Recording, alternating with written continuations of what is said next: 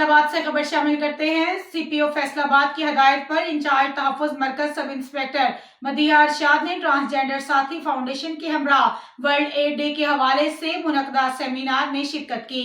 इस मौके पर इंचार्ज तहफ़्फ़ुज़ मरकज का कहना था कि हमारा मकसद फैसलाबाद में से एड्स जैसे मुहलिक वायरस की रोकथाम के लिए तहफ़्फ़ुज़ मरकज में दी जाने वाली सहूलियात और मकासद के बारे में आगाह किया और ट्रांसजेंडर कम्युनिटी की मदद से पंजाब पुलिस के तश्कील करदा प्रोग्राम के बारे में इंचार्ज तहफ़्फ़ुज़ मरकज में ब्रीफिंग दी।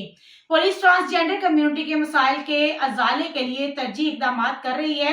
ट्रांसजेंडर कम्युनिटी ने इंचार्ज तहफ़्फ़ुज़ मरकज के इक़दाम को सराहा और फैसलाबाद पुलिस का शुक्रिया अदा किया।